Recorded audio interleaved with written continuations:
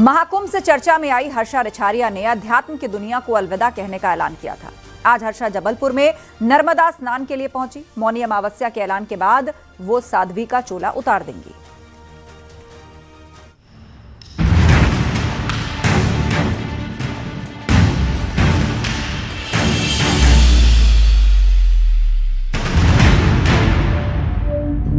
आध्यात्मिक दुनिया नहीं आई रास।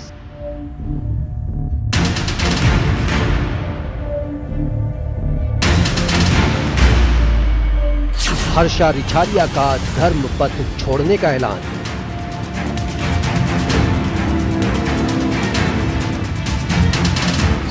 माघ मेले में स्नान के बाद छोड़ेंगी धर्म पथ।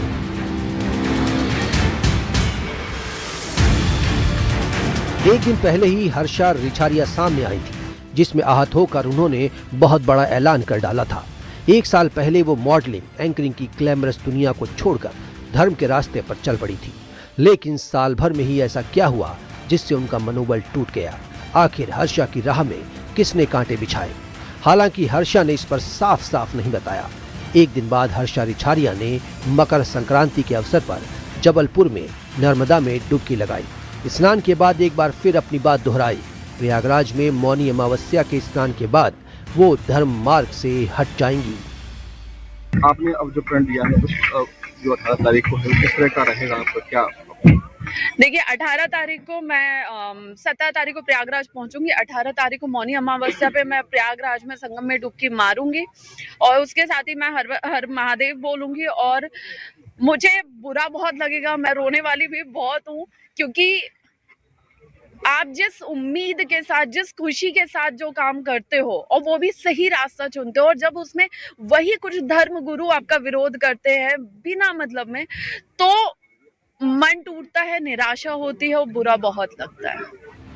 प्रयागराज महाकुंभ में भगवा कपड़ों में एक सुंदर महिला हर्षा रिछारिया साधु संतों के बीच चर्चा में आई। निरंजनी अखाड़े की पेशवाई में वो नजर आई। देखते ही देखते सोशल मीडिया में सेंसेशन बन गई।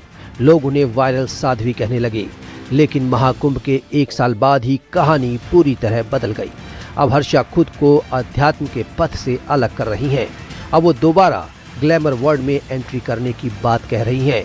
ग्लैमर से आध्यात्म का इस सफर जितना खूबसूरत दिख रहा था, वैसा शायद था नहीं। इनको लगता है कि महाकुंभ से अभी तक मैंने धर्म को धंधा बना के करोड़ों रुपए छाप लिए। मैं आज बहुत उधारी में हूँ।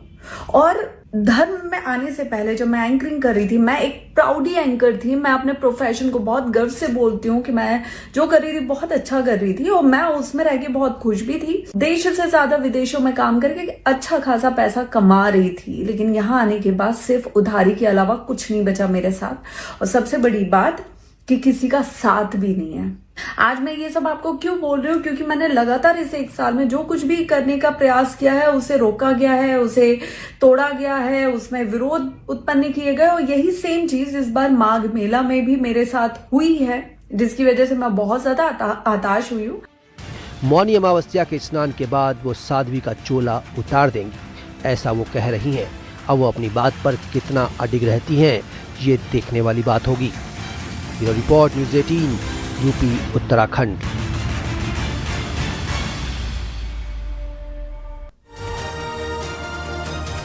रामपुर में एक शख्स सड़क पर कोबरा से खेलने लगा, लेकिन उसे नहीं पता था कि कोबरा उसे मौत की नींद सुला देगा। कोबरा से मजाक करना उसकी जिंदगी पर भारी पड़ गया। ये रिपोर्ट देखिए।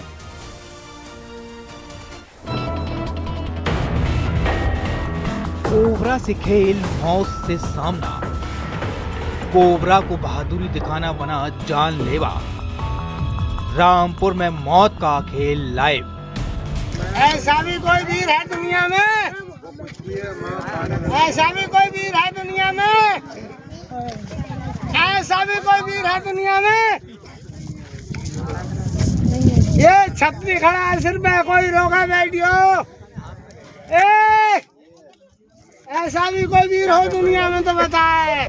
सांप को देखते ही प्राण सूखने लगते हैं, लेकिन रामपुर में तो जहरीले कोबरा के साथ मजाक ऐसे किया जा रहा है जैसे वो कोबरा न होकर कोई खिलौना हो। अब इसे पागलपन नहीं तो और क्या कहेंगे, जहां मौत को खुला निमंत्रण दिया जा रहा है। छोटी सी चूक जिंदगी पर भारी पड़ सकती है। करीब 6 फीट लंबे कोबरा को गले पकड़े हुए इस शख्स का नाम जिराज सिंह बताया गया है।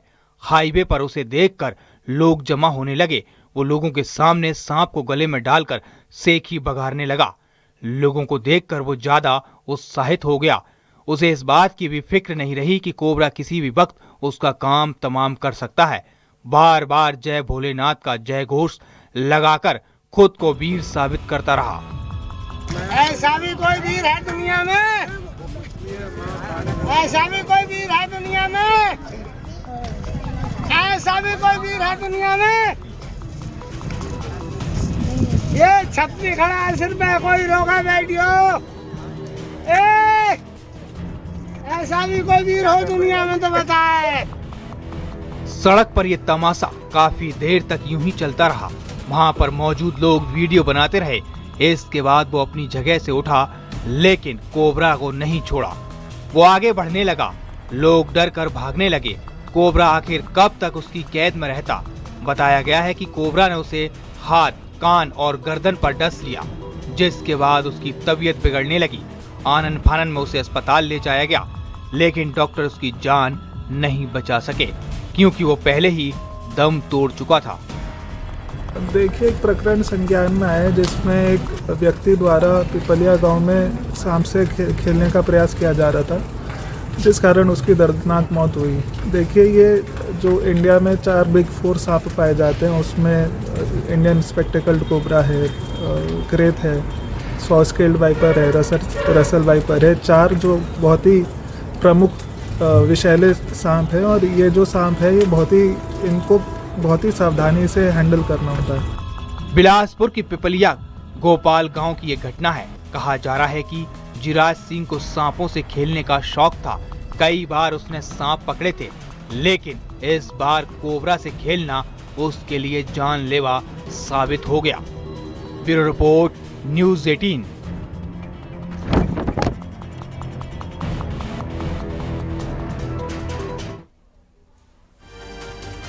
अगर आपके बच्चे को मोबाइल फोन देखने की बुरी लत है तो आगे जाकर इसके गंभीर नतीजे हो सकते हैं। आपका बच्चा बीमारियों से घिर सकता है। खुद सीएम योगी ने इस पर चिंता जताई थी। डॉक्टर्स का इस पर क्या कहना है, आइए देखते हैं।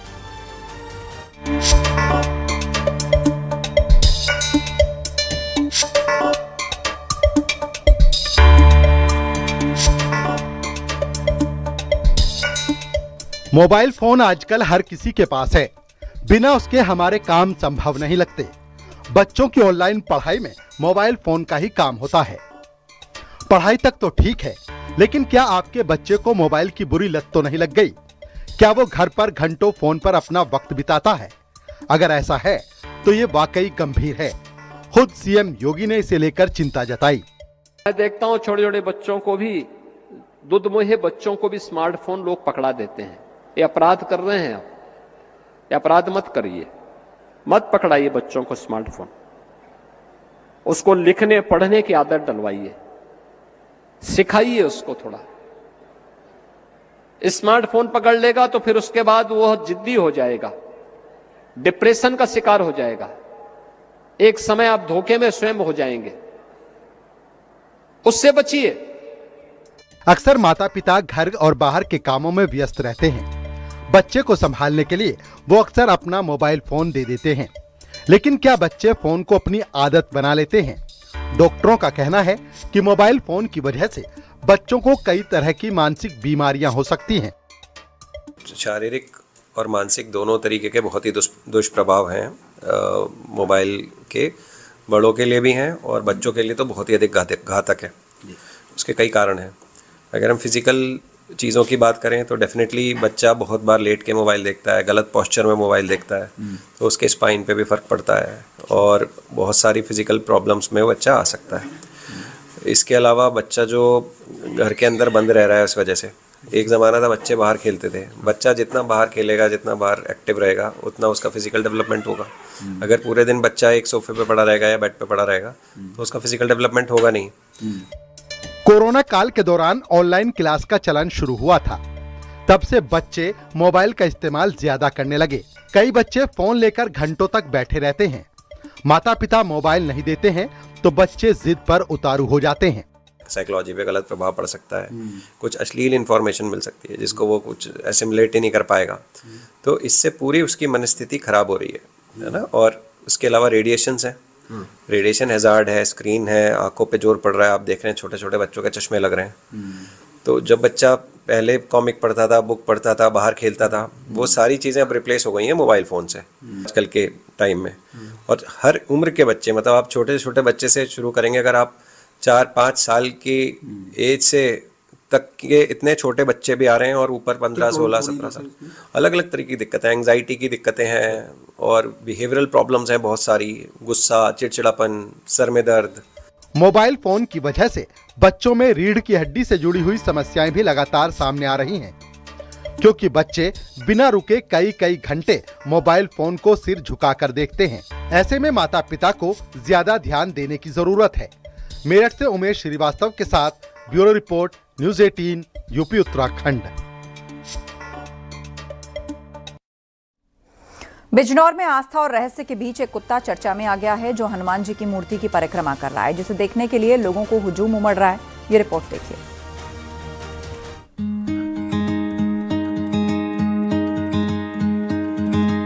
बजरंग बली की भक्ति, मूर्ति की परिक्रमा करता डॉगी, लोग हैरान, क्या है रहस्य। मंदिर में बजरंग बली की मूर्ति और गोल गोल घूमता ये डॉगी। बिजनौर के नगीना तहसील का ये नंदपुर गांव है, जहां प्राचीन हनुमान के मंदिर में सुबह करीब 4 बजे से एक कुत्ता लगातार कई घंटों तक हनुमान जी की मूर्ति की परिक्रमा करता नजर आया। हैरानी की बात तो ये रही कि इस दौरान ना तो वो थका और ना ही मंदिर से बाहर निकला। वो लगातार मूर्ति के चारों तरफ घूमता रहा। जैसे ही ये खबर इलाके में फैली, वहाँ लोग इकट्ठा होने लगे। धीरे धीरे हुजूम उमड़ पड़ा।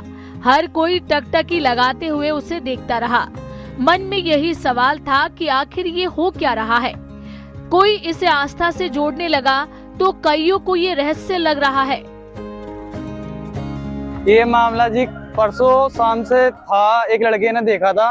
ये बोल रहे हैं कि जो कुत्ता है भैरवनाथ बाबा जी हैं, ये परसों शाम से 5 बजे से घूम रहा था। तो कल सुबह देखा, ये कल सुबह 2 बजे तक इन्होंने परिक्रमा अपनी चालू रखी। 2 बजे से ये अपना रुक गए, आराम करा इन्होंने। आज सुबह 4 बजे से फिर परिक्रमा इनकी चालू है। अभी तक काफी दूर दूर से लोग वक्त देखने आ रहे हैं। सब ये कह रहे हैं कि भैरवनाथ जी बाबा हैं। ये बैठने के बाद में इनके ऊपर जंगली कबूतर आके बैठ गया। तो फिर सुबह यहाँ 3-4 लड़के सोए थे रात में। सुबह उठ के देखा तो ये कबूतर मर गया था और ये कुत्ता परिक्रमा चालू थी इसकी। स्थानीय लोगों का कहना है कि परिक्रमा कर रहे कुत्ते के ऊपर कुछ समय के लिए एक कबूतर भी बैठा था, लेकिन उसकी मौत हो गई। इसके बाद कुत्ता कुछ देर के लिए रुका और उसकी आंखों से आंसू बहते भी दिखे, लेकिन थोड़ी देर में उसने फिर से परिक्रमा शुरू कर दी। इस घटना को देखकर लोग भी भावुक हो उठे। घटना की सूचना मिलने के बाद स्थानीय पुलिस मौके पर पहुंची। ग्रामीणों से पूरे मामले की जानकारी ली। लोगों से किसी भी तरह की अफवाह से बचने की अपील भी की गई। नंदपुर गांव का ये प्राचीन हनुमान मंदिर फिलहाल पूरे इलाके में चर्चा के केंद्र में है, जहां कुत्ते की परिक्रमा को देखने के लिए लोग दूर दूर से आ रहे हैं। लोग तो ये भी कह रहे हैं कि ऐसा अद्भुत नजारा उन्होंने पहले कभी नहीं देखा। कई इसे प्राकृतिक घटना भी मान रहे हैं। बिजनौर से शिवोम शर्मा के साथ bureau report, news 18 UP Uttarakhand.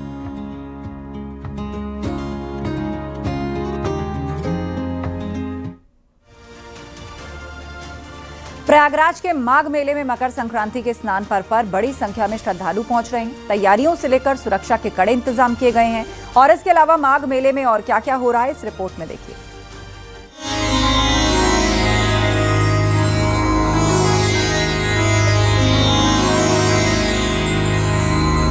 Makar Sankranti के अवसर पर माघ मेले में श्रद्धालुओं का आवागमन लगातार जारी है। 16 जनवरी रात 12 बजे तक घाट श्रद्धालुओं से भरे रहेंगे। 2 दिन में 1.5 करोड़ श्रद्धालुओं के आने का अनुमान है। ऐसे में सुरक्षा के कड़े इंतजाम किए गए हैं। तो अपने मकर संक्रांति का जो स्नान पड़ रहा है, ये बहुत ही विशेष माना जा रहा है, क्योंकि 11 वर्ष बाद घट तिला योग बन रहा है और सर्वथा सिद्ध योग भी बन रहा है। अमृत बेला योग भी बन रहा है और तांत्रिक क्रियाओं को देखते हुए महासिद्धि योग भी बन रहा है, जो कि ये 11 साल बाद पड़ने जा रहा है। पौष पूर्णिमा के पहले स्नान पर 31 लाख से ज्यादा श्रद्धालुओं ने स्नान किया था। 7000 फीट का स्नान घाट बनाया गया था। अब इसमें विस्तार किया गया है और 9000 फीट का स्नान घाट मकर संक्रांति के लिए बनाया गया है। माना जा रहा है कि 14 जनवरी की रात 12:01 से लेकर 16 जनवरी को रात 12 बजे तक स्नान घाटों पर भारी भीड़ रहेगी। इसको लेकर सुरक्षा के तमाम इंतजाम किए गए हैं। स्नान घाटों पर व्यापक तौर पर तैयारी की गई है। मकर संक्रांति को लेकर जो श्रद्धालु हैं वो 14 जनवरी से ही आने शुरू हो जाएंगे। 14 जनवरी को घटतिला एकादशी और इसके साथ साथ सर्वाधि सिद्ध योग का जो है बन रहा है और ये एक महासंयोग है। ज्योतिषाचार्यों के मुताबिक ऐसा महासंयोग जो है 2015 के बाद यह दुर्लभ संयोग बन रहा है, जिसमें जो श्रद्धालु यहाँ पर आएंगे, आस्था की डुबकी लगाने के बाद दान पुण्य करेंगे, उन्हें अक्षय पुण्य की प्राप्ति होगी। सर्वेश दुबे, न्यूज़ 18 प्रयागराज। इस बार माघ मेले में बड़ी संख्या में अखाड़ों के नागा सन्यासी भी पहुंचे हैं। नागा सन्यासियों के साथ की पहली बार माघ मेले में जंगम साधु भी नजर आ रहे हैं। जंगम साधु परंपरा के मुताबिक कुंभ और महाकुंभ मेले में ही आते हैं। जंगम साधु पंजाब और हरियाणा से आते हैं।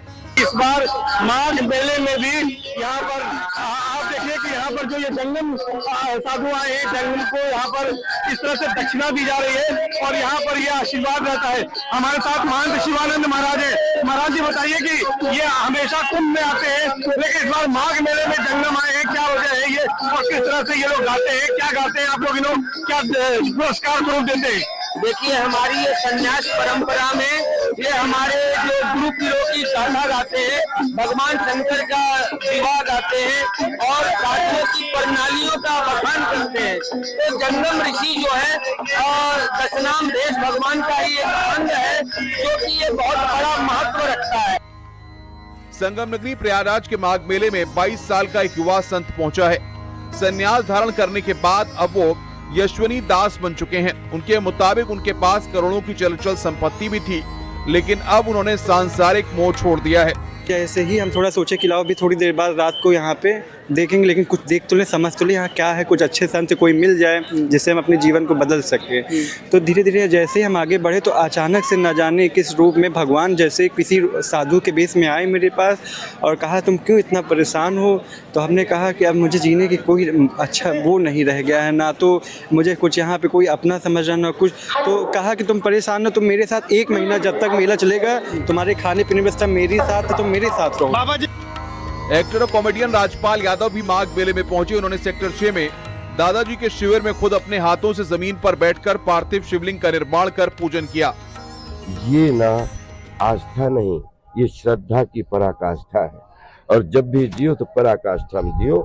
और जीवन में जो अभिनय है तो अब जीवन भर पूरे देश दुनिया के अभिनय के लिए कुर्बान हूँ। स्नान घाटों पर जल police, NDRF, SDRF, flood company, PSC और गोताखोर तैनात किए गए हैं। मेले में police, PSC, RAF, UP ATS के कमांडो के साथ की खुफिया एजेंसियां तैनात हैं। 1000 से अधिक पुलिसकर्मी तैनात हैं और हम लोग के द्वारा करीब 12000 फीट से अधिक का घाट इस बार तैयार किया गया है। पर्याप्त संख्या में चेंजिंग रूम्स, सैनिटेशन की पूरी व्यवस्था, पॉन्टून ब्रिजेस, सारी तैयारी हम लोगों की है और हम लोग श्रद्धालुओं को सारी सुविधा दे करके बेहतरीन स्नान कराएंगे। और सुरक्षा की दृष्टिगत हमारे जो जल पुलिस है वो भी लगी हुई है, साथ में बाढ़ राहत कंपनियां हैं हमारी, जो जितने घाट है हमारे उन सब घाटों पर नावों पर बैठ करके और डीप वाटर बैरिकेटिंग करके, जिसमें जाल लगा करके 8 किलोमीटर की डीप वाटर बैरिकेटिंग हमने करी है। साथ ही रिवर लाइनिंग एक बनाई है ताकि रिवर में किसी तरह कोई घटना न हो। वहां हम लोग पर्याप्त सुरक्षा इंतजाम करते हुए और सुरक्षित और स्वच्छ स्नान हम लोग करा। श्रद्धालुओं की सुरक्षा को ध्यान में रखते हुए प्रशासन ने पूरा मेला क्षेत्र में गहन चेकिंग अभियान चला रखा है।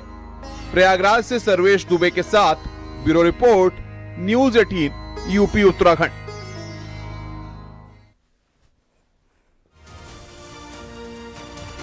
रात का अंधेरा, अघोरी और तंत्र मंत्र का संगम। प्रयागराज में माघ मेले में 10 महाविद्या वाला तांत्रिक अनुष्ठान देखकर आप भी हैरत में पड़ जाएंगी। सिद्धियां मिलती हैं, ये दावा भी किया जा रहा है। देखिए ये रिपोर्ट।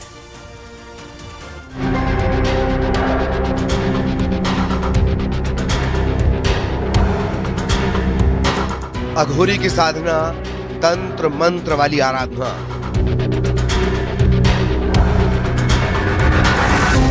अंधेरी रात, जलती ज्वाला, मंत्रोच्चार। अदृश्य शक्तियों का मेल, शत्रु के विनाश का खेल। 10 महाविद्या की तंत्र साधना।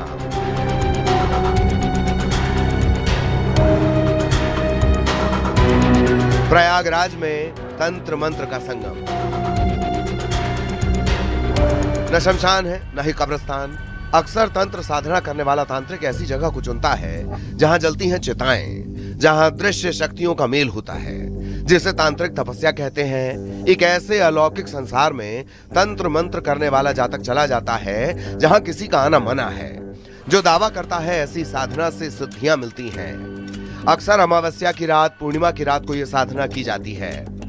लेकिन न्यूज़ 18 के कैमरे में एक ऐसी साधना कैद हुई है जो ठीक 12 बजे शुरू हुई, जिसमें अघोरी बाबा है, साधु है, संत है, रात का सन्नाटा है और किया जा रहा है मंत्रोच्चार। रात का वो पहर जब सब साधना में लगे हुए हैं, सिंदूर है, रोली है, ज्वाला है। इस हवन कुंड पर खास गौर करिए, जिसका आकार योनि के आकार का है, ठीक वैसा ही जैसा कामाख्या मंदिर में होता है। कामाख्या मंदिर तंत्र मंत्र के लिए जाना जाता है।